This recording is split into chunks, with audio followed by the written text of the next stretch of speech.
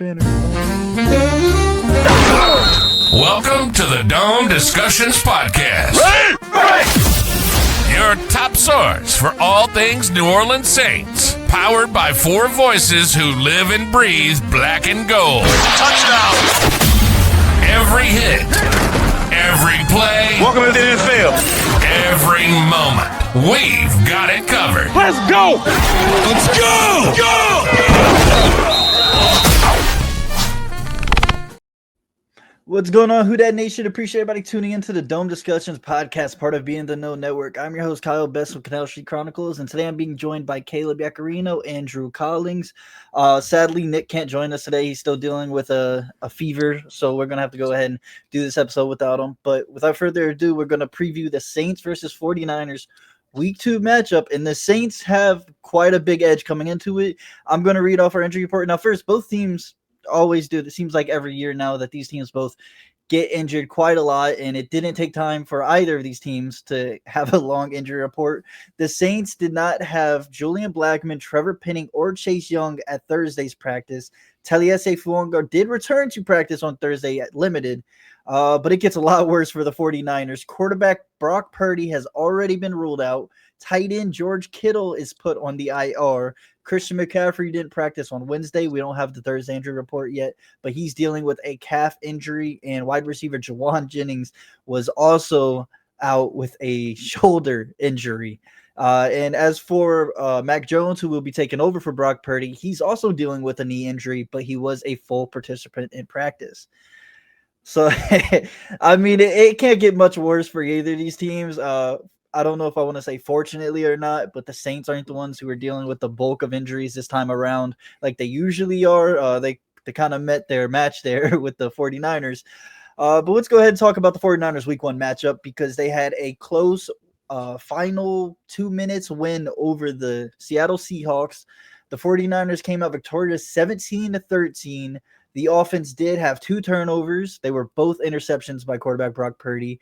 384 total yards of offense. They also struggled with penalties, just like the Saints. They had 9 penalties accepted for 61 yards. But their defense was pretty all right on the day. They only allowed 84 yards rushing on 3.2 yards a carry and only allowed 230 passing yards for Sam Darnold.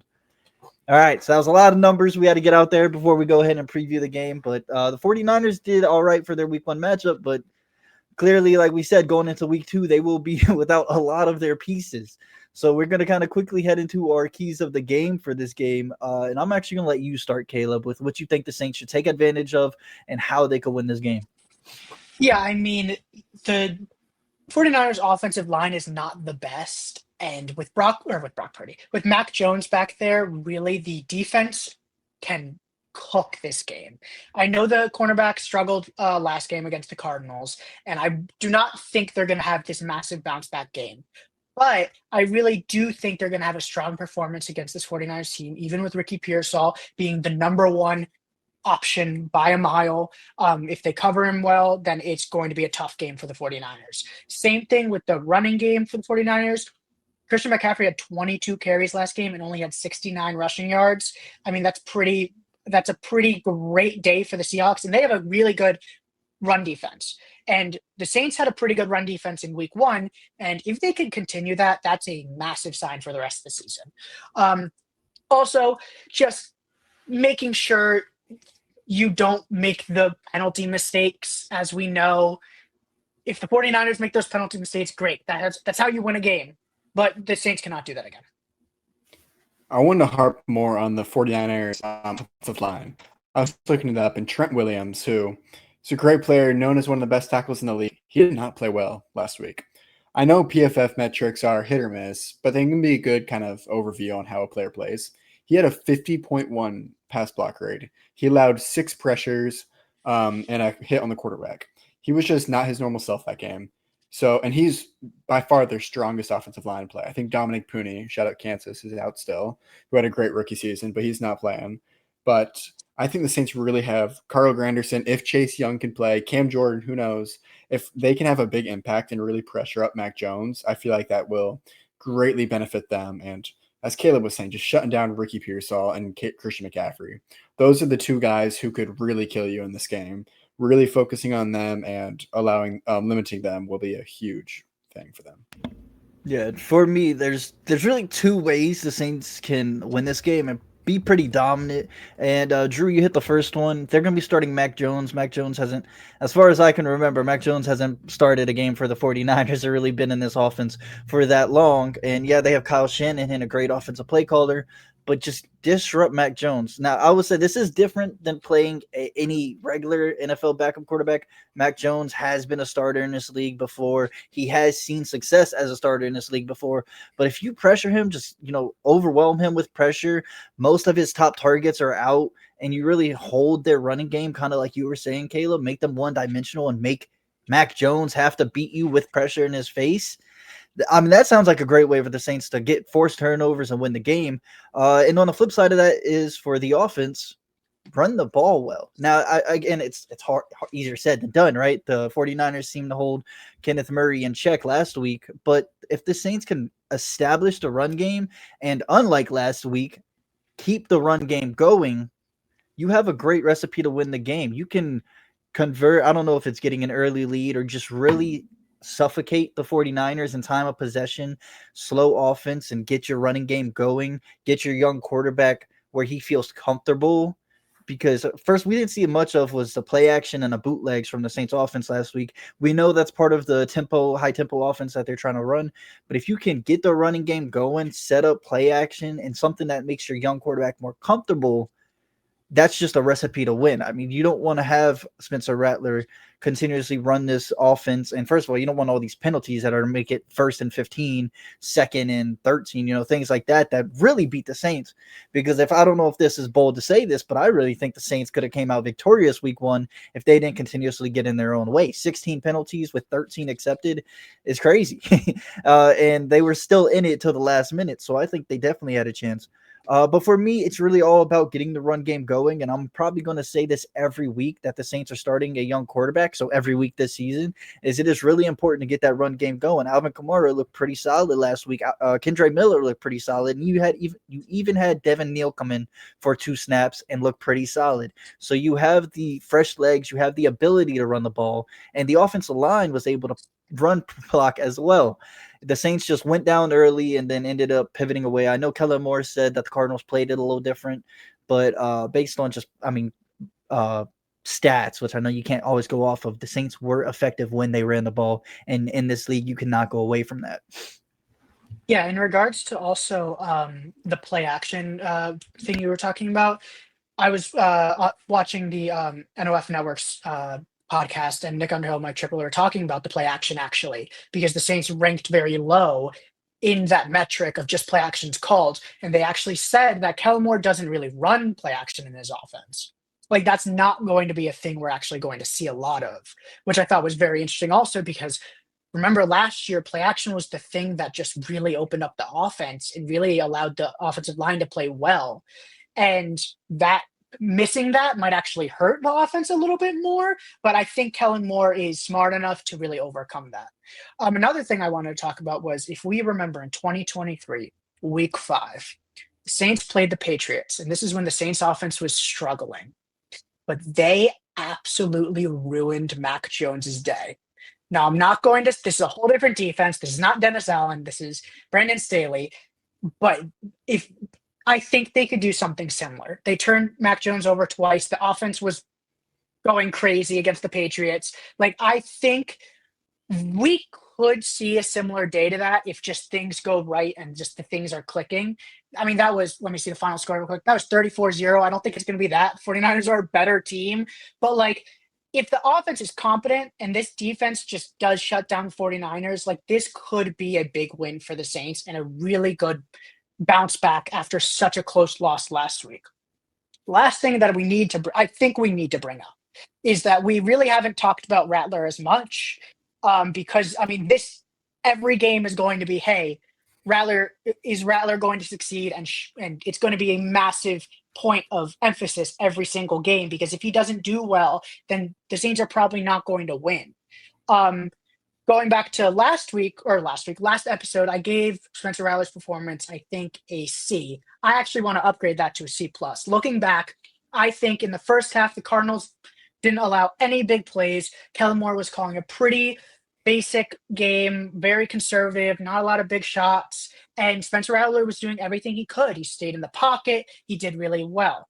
The second half was where kind of those issues arose, where like there were deep shots that he could have taken, but instead he went quick to the short and almost resulted in an interception that was passed to Jawan Johnson. There were times where the pocket was completely clean, and the offensive line had a great day, but the pocket was clean, and Rattler ran out of it way too quickly, and it resulted in a busted play. Or he dropped back way too much, and it resulted in unneeded pressure. Things like this is expected, or things like these things are expected in a young quarterback's career, and it's just we need to see him grow on that, and this is the perfect game for that to happen. If Kellen Moore just opens up the offense a little bit from snap one and allows Spencer Rattler to just throw it deep, he has the confidence. Kellen Moore has the confidence. They both have the confidence from snap one. This could be a very fun game for Spencer Rattler, and this could be the first game that we're like, oh, this is the height of this offense. I do think that this would be a good game. The 49ers are pretty susceptible to the deep ball. If you look at their defense, their front seven is pretty good. You've got Michael Williams, Nick Bosa, Jordan Elliott, Luke Gifford, Fred Warner, D. Winters, all great players. So that's going to be the biggest test. But looking at their defensive back room, it doesn't put too much fear into me. You've got Renardo Green. He's the number one corner out of Florida State, I think 2 years ago. He's a great player. That's their number one. But then you have Diamador Lenore, Upton Stout, Jason Pinnock, and Jair Brown. I don't think that is not a very good group, but an excellent group like they've had in recent years. So I think Rattler can attack that if he has time. The offensive line's going under a massive test. We'll see how they hold up. But if he has time, Rattler could cook this game. Yeah, and part of that is getting your wide receivers going as well. I think one thing that we saw last week, right after halftime, they came in, they got Rashid Shaheed going quick. It didn't take them long. They got the ball short. They got him, I believe it was a corner route. They were able to get Rashid Shaheed going, and I think the Saints could do something similar this week. And what I would like to see, I'm not so much against that quick offense that the Saints were running, that quick tempo short, because you were able to find success in it. The Saints' problem is they couldn't succeed on third down. You were getting 4 or 5 yards of play, and you would get to third and short, third and 2, and around that. The difference is the Saints couldn't convert. That was the problem. They were able to get kind of where they needed. It was very convertible third downs, and they couldn't convert. But this week, I want to see them go after a little bit a bigger of a play, because you're going to be facing like Drew said, a pretty good defensive line, and I would bet that the 49ers game plan is to put pressure on Spencer Rattler. It's a young quarterback. You have a good front seven. Put the pressure early, but that would kind of put you more towards that quick offense that we were talking about. They're going to send pressure. You got to get the ball out quick, and it may be another one of those tempo offensive games where you can maybe set up the deep play later, kind of like Caleb, you were saying, where they tried doing it in the second half last week. They could just never find it. And then another thing with their front seven is the Saints' offensive line is also banged up. Again, Talese Fuanga, while he did practice, he wasn't fully he's limited. Like, he's not fully healthy. Some people didn't think he was healthy last week when he played, and some people think he played pretty poorly as well. And then blanking right now, Trevor Penning. I couldn't think of Trevor Penning's name. Trevor Penning still hasn't seen play yet, and while they did fill in for him pretty well, you want your starters out there, your starter five, because the Saints haven't had their starting five out there to start the season, obviously. And, with the injuries that continuously happen to the Saints offensive line, such as Eric McCoy last year, we don't know when it's going to be when the Saints finally do get that healthy starting five to protect Spencer Rattler. And this might be a hot take. I actually don't think, if Trevor Penning was in at left guard, it would have looked a lot better at left guard. I think Dylan Radins had a decent game. I think he might have had one flag, and I know a defensive lineman absolutely beat him on one play. But he had a pretty decent game, and honestly, the guard that struggled the most was Cesar Ruiz, who had 3 flags against him. So, and the offensive line that struggled the most was probably Fuaga, who now we know might have been dealing with an injury all game. So, it's definitely a worry, and if Fuaga is out, I'm scared of the defensive line getting pressured. And as you said, the tempo offense can absolutely stop them from the 49ers from just absolutely destroying the play. The issue is the flags need to be dealt with. You can't, as I kind of talked about on last week's episode, was that if you do tempo, there's a chance of flags. That's kind of one of those things that go hand in hand. But if you solve that, like college offenses do tempo a lot. LSU does tempo a lot. If they don't get flagged on every play, that's just something you can fix. And if you really excel at it, it could be destructive against a good defensive line. So absolutely, I could definitely see that in this game. And also, Devon Vele should have a massive role. I said it last week. He should have had it last week. He was new to the offense, so I understand why he didn't. But he is the perfect, just like, hey, if there's pressure in my face, I could throw it to you. That's why Juwan Johnson had an amazing game. He's the big body receiver. That's where they excel. And I think Vele just needs to be on the field this game.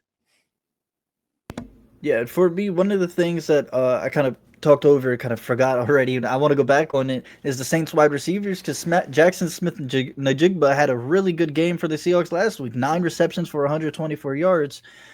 So it's clear that the Saints could get one of their slot guys, because JSN is a slot guy. You could get one of your slot guys. You could put one of your guys in the slot, try to take over just like he did. The Saints have a lot of young talent at receiver. I mean, Chris Olave, Rashid Shaheed alone are the guys that can go off for 100 yards any play. They go for 70 beating a defender. Chris Olave's got an underrated speed. Everybody knows about Rashid Shaheed. Devon Vele is new to the offense, so he's hopefully going to have a bigger role this week. And then, like you brought up, Juwan Johnson, who I have emphasized Juwan Johnson over and over. I think Juwan Johnson can have a big game as well.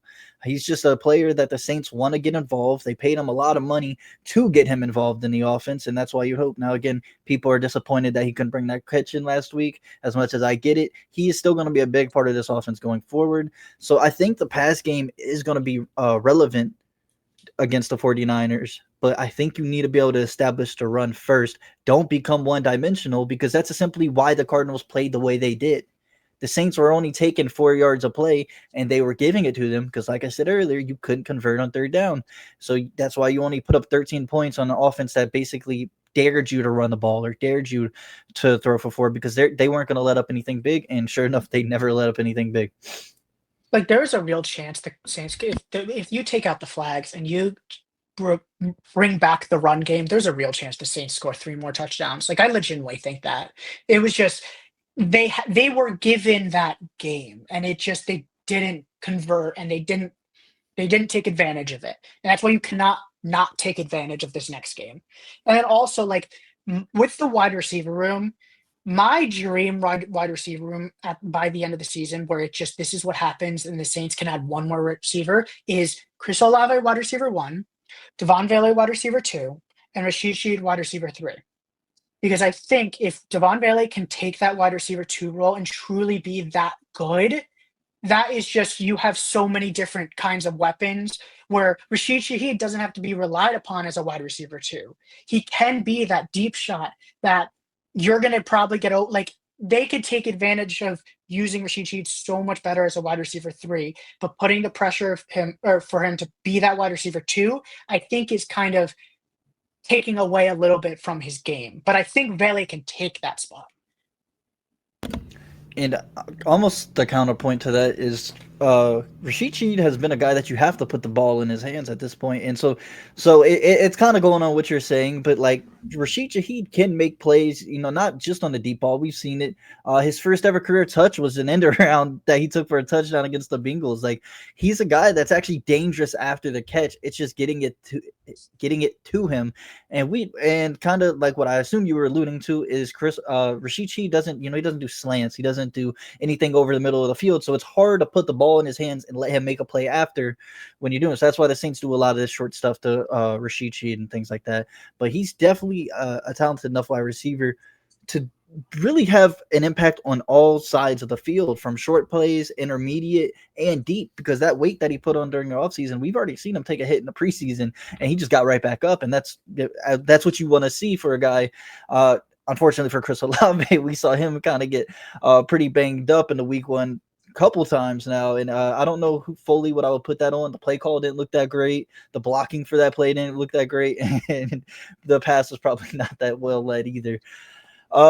But with that, I think that's all of our. You go ahead before. Yeah, just want to clarify also, like when I think more I was talking about, like you could when I talk about a wide receiver too, like in my opinion, just like in my perfect offense, which I'm not an NFL, I'm not a football guy, like I'm not like I don't know the X's and O's, like I'm not like that much, but perfect offense is like my wide receiver one and my wide receiver two can make their own, like can create their own plays a little bit more. While Rashid Shaheed, I think like a perfect wide receiver three, you can manufacture plays for them. Like Jamison Williams, like you could create Xavier Worthy, like you just manufacture these plays that they just create amazing plays and change the offense. Like that's the perfect role for Rashid Shaheed. Even though like he bulked up and he could win a slant and like be that short pass that you could throw to, but like I think his best offense is being that just like end arounds, like you said, or just these crazy play calls that get him open, and it's just amazing. And I think Kellen Moore,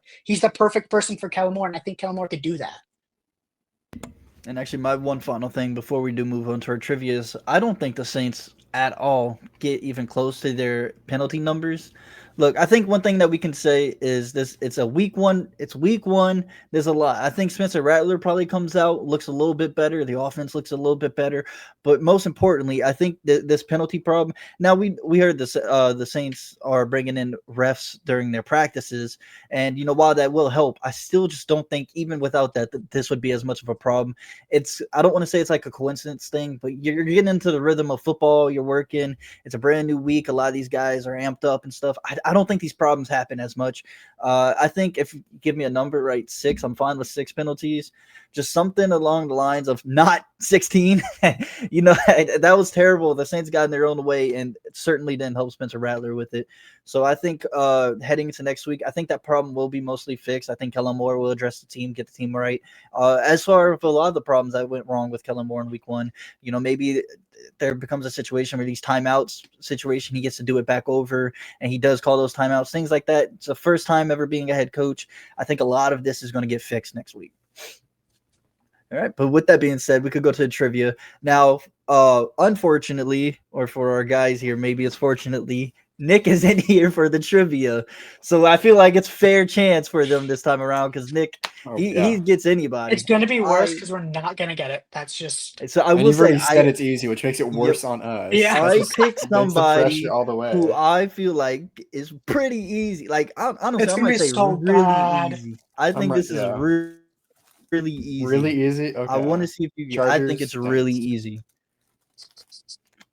How'd you? Well, it is Chargers Saints, and then it's Bears afterwards. That was a pretty. Okay, it's not. All right, Chargers Saints Bears. That is the career path. Bears. I was like, am I sharing my screen?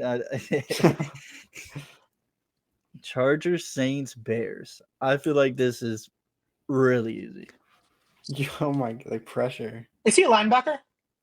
Yes, it is a linebacker. Yeah. Is it Monte Teo? It is Monte Teo. I was watching Good Morning Football earlier. Did you say they had Rainn Wilson as a guest on that?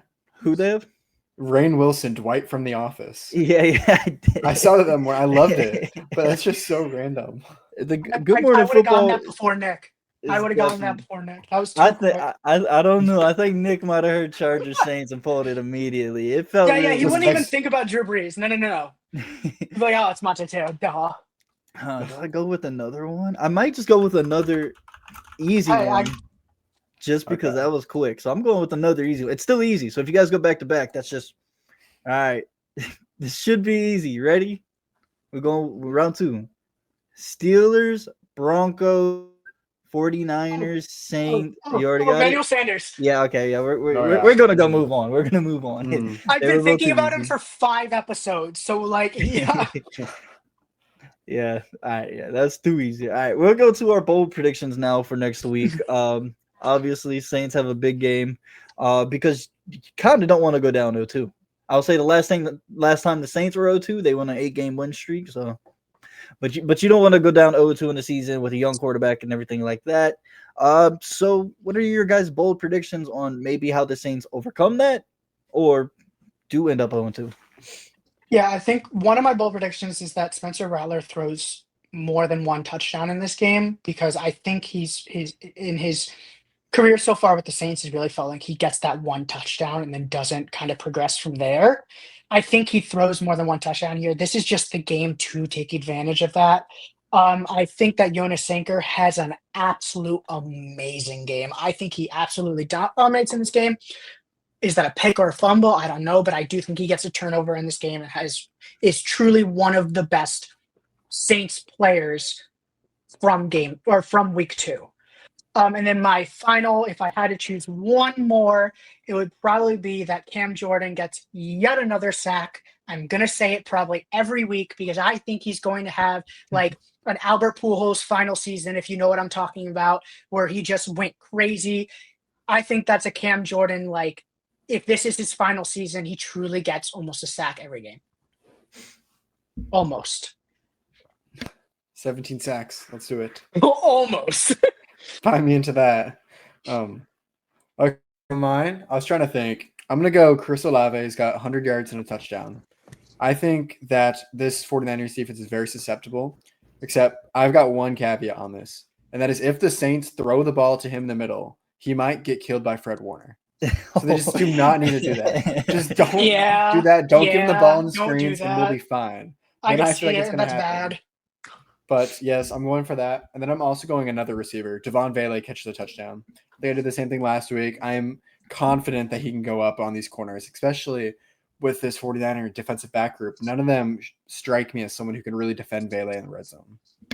Like, real quick before you go, Kyle, like that, again, I talked about it last week with the Rashid Shaheed in the end zone, 20-yard, like, that should have been a penalty or should have not been a penalty, whatever. Like, I hope that Kellen Moore played or ran that playback, showed everyone, and it's like, next week, that's Vele there.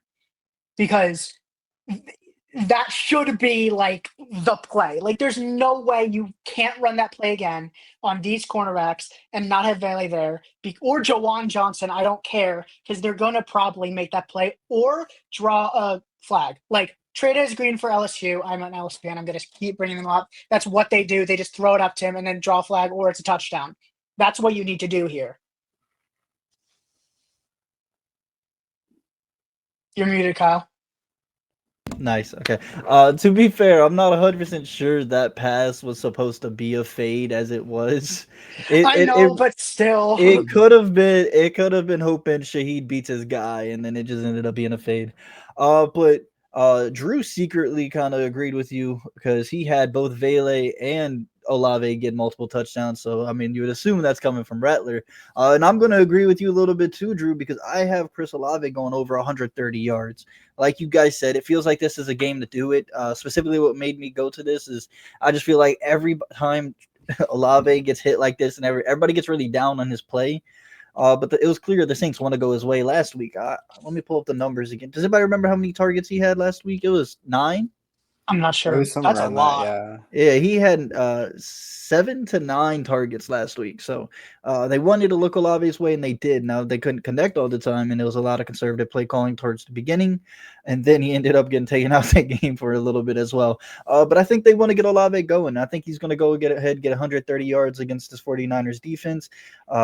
He's still a really fast receiver. He's really good at route running. Olave's got a lot going for him. He even bulked up some in the offseason. Just don't set them up, kind of like you said, just don't set them up to, you got to stop setting them up to fail. It kind of feels like the Saints are sometimes failing Chris Olave, and, I really don't want to see that anymore. Go ahead. He also just needs to fall down if he's catching the ball in the middle of the field. Go full Tyler Lockett, get the ball, then go down.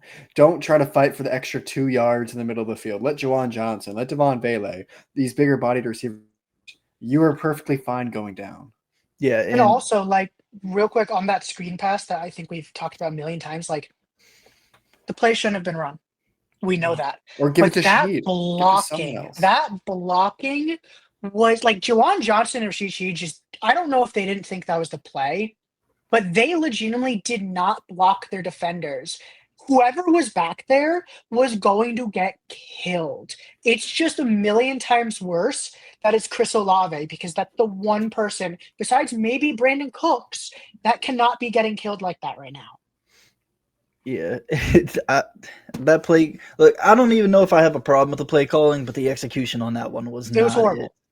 That execution, again, like you said, it kind of seems like it was a miscommunication because Shaheed and Jawan got beat instantly, and Jawan has been a pretty all right blocker throughout his career.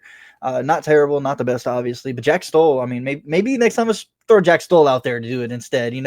Somebody who's got a real good blocker. So that's a guy that we haven't really mentioned. He did get elevated to the roster, which we're glad to see because he was a guy that we were all pretty high on, especially in this Kellen Moore offense. And he actually would go into my next call, which is the Saints are going to establish a run game next year. Get 150 next year. Wow, this week, get 150 plus rushing yards because I'm really naming ways the Saints could win, and that's what my bold prediction is because we'll get into it later, but I think the Saints can easily win this week. They just have to do these things, and that's establishing the run. Kendre Miller looked good. Alvin Kamara looked good. Devin Neal didn't have a lot, but he looked good. Spencer Rattler was able to run the ball. The Saints were able to run the ball. This is a little bit, I would say, tougher of a defense to go against, but I still think the Saints will be able to run the ball this week, and if they can, they should come out with the victory. So with that being said, we're going to kind of move on to our final predictions because my final predictions, and I will start – I'm not so confident in Spencer Rattler as you guys are to throw multiple touchdowns, but I do believe the Saints win. I think they take advantage of a hurt 49ers team who didn't do a lot when they were healthy last week. I have the Saints winning 17-14 against the 49ers, a field goal game. We haven't talked as much about Blake Rupe, who missed a crucial field goal last week. So maybe I'll throw it in that this is a game-winning field goal as time expires. Yeah, my score is I'm psychotic for this, but I think it's gonna be 21-10 Saints. I just have I don't trust the 49ers offense in any way, shape, or form. Just going into this game, I can't trust this offense. If Christian McCaffrey's struggling and also dealing with it, or no, he missed practice but wasn't for injury. But still, if he might be struggling with an injury or just might not be playing as well, and Mac Jones is back there with an offensive line that isn't the greatest, I'm not going to trust the 49ers offense offense. And it's, as I said, Spencer Rattler 2 touchdowns and a pick 6, I think is how this team scores this game. But also I don't expect Spencer Rattler to have this massive game. I could easily see it be 2 touchdowns on 150 yards. I really don't think it's going to be a massive game. Now, maybe it's if they do open up the offenses, have a deep shot, a lot of things change. But I'm not confident in Rattler to destroy this game. I just think he's going to score 2 touchdowns. I've got a dilemma right now. I do think the Saints are going to win, but the sweep is never a good sign. But for the first time all year, even through preseason, I am going to pick the Saints to win. I was very similar to Kyle's thoughts on this. I'm going 17-10 Saints.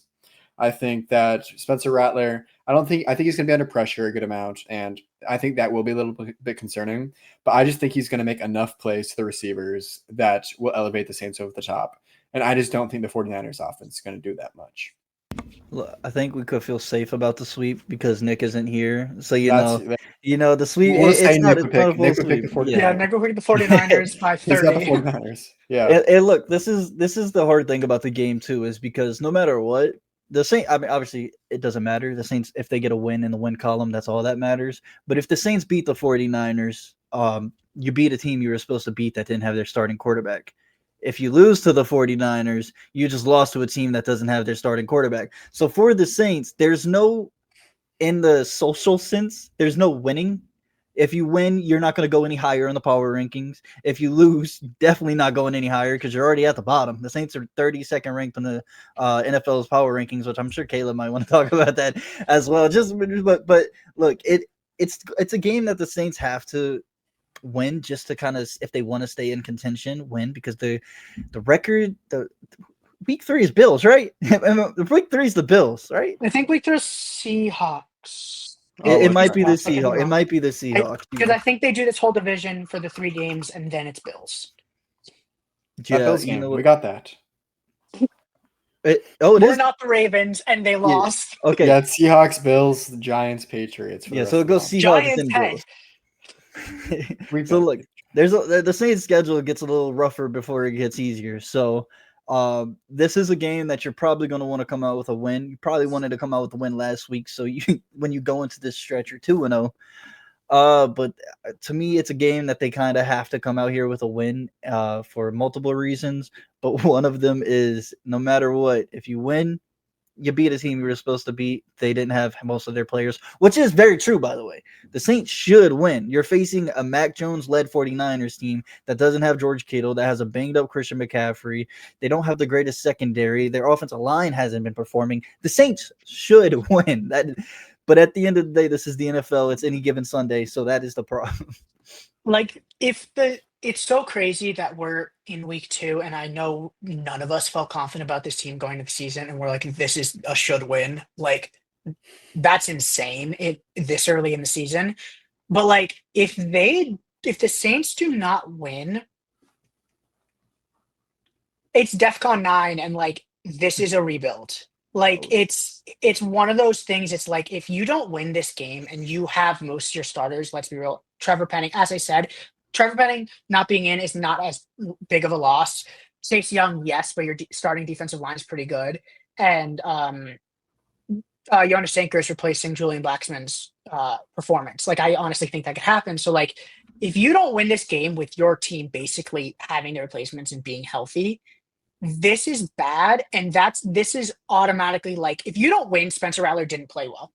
That's the thing also. I don't see a way Spencer Rattler plays well and you lose this game. Not at all. So if that's the case, it's automatically that clock has started. And it is Tyler Shuck thought process. Because it's like, you cannot lose this game.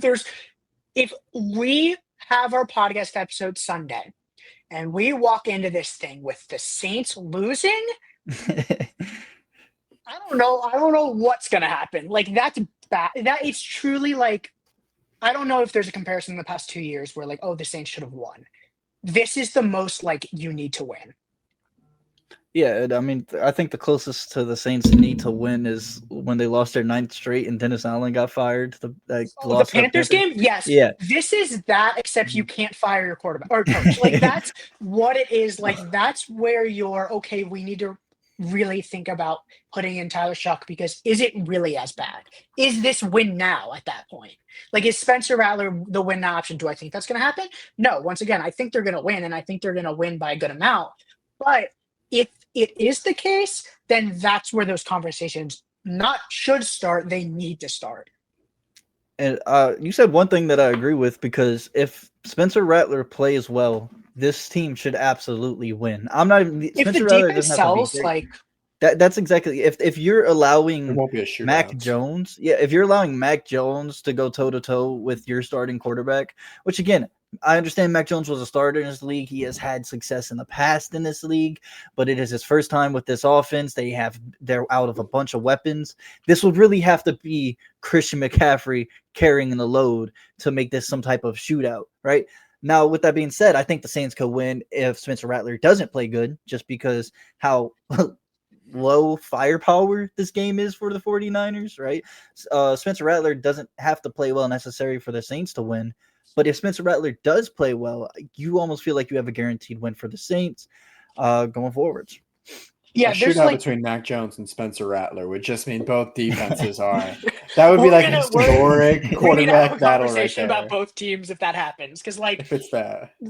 the only way, just looking at it, the only way I see the Saints, as you said, losing the game with Spencer Rattler playing well is if this cornerback room is just truly like horrible. Because again, I don't think it's the defensive line. It would have to be the cornerback room, and it would have to be Ricky Pearsall going for 200 yards. Like that, like, because, and that's the moment you're like, Kool-Aid cannot be not like the number one corner right now, because that's bad. If Ricky Pearsall goes for 200 yards, all your hope for all your trust for Kool-Aid being the number one corner goes out the window. And once again, Isaac Adams should not be playing if that's the case. Like, if the Saints lose because of their defense, it's probably the cornerback room. Don't forget about Sky Moore, Chiefs legend. Sky Moore's on the 40. Sky Moore's on the 49ers. Yeah. Guys, I was looking at their depth chart because I was seeing like Jacob Callaway. Is Marquez Callaway still there? I think he just got elevated. No. Or he might be elevated. I don't know. I'm just I think this is their preseason one, or this is their one updated on September 3rd.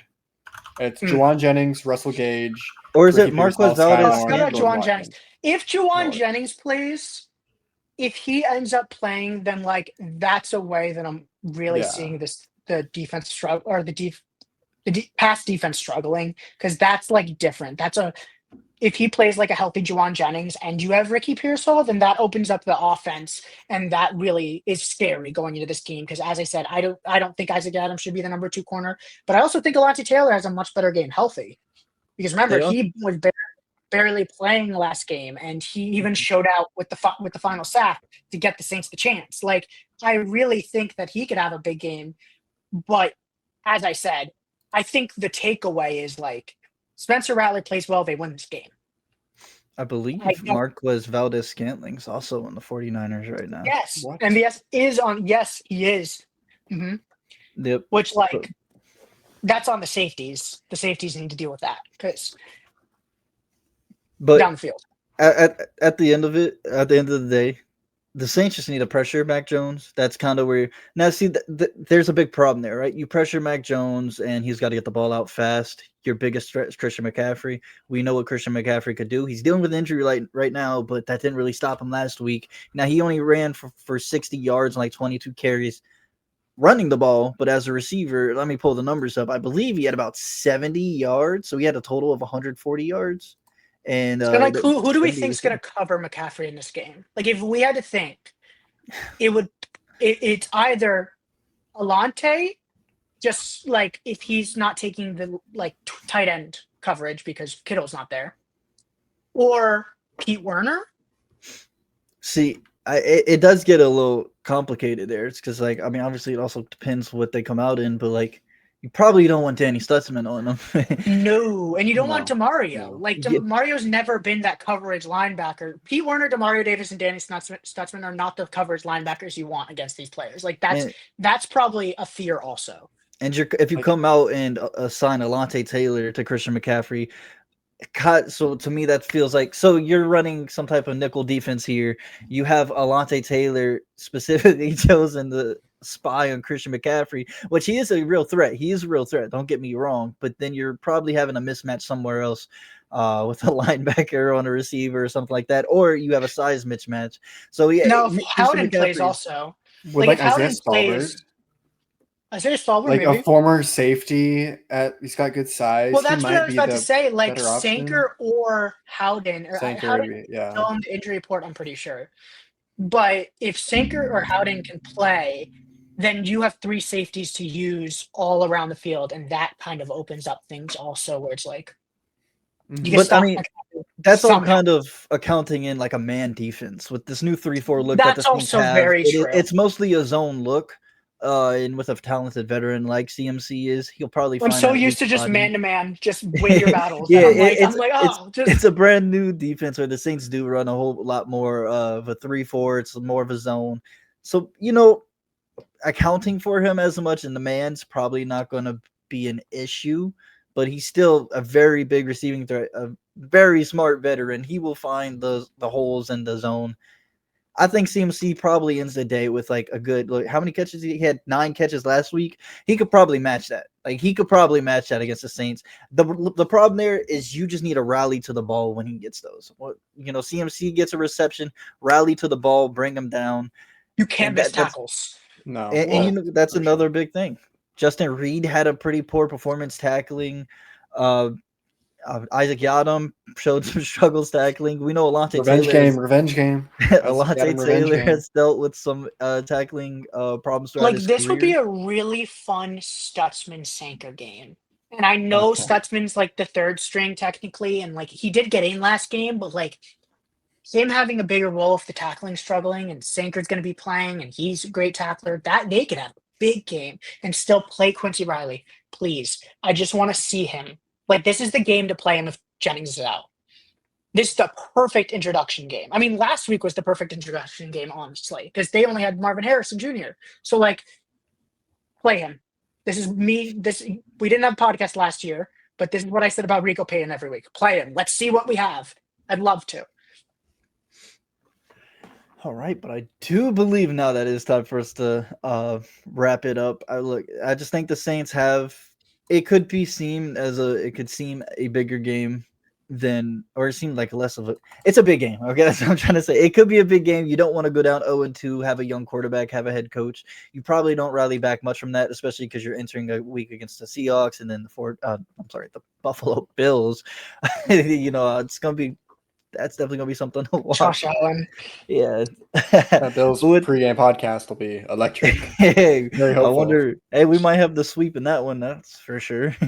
Anyways, that's it for this episode. We hope you guys enjoyed. Make sure you guys tune in so we can recap the game on Sunday. I do want to say before we end, there is a little discussions about potentially having our post game pods be live. We're just still working that out. We'll kind of come to a decision, or maybe that's a later season thing. But let us know if you guys want that. And with that being said, you guys have a good one.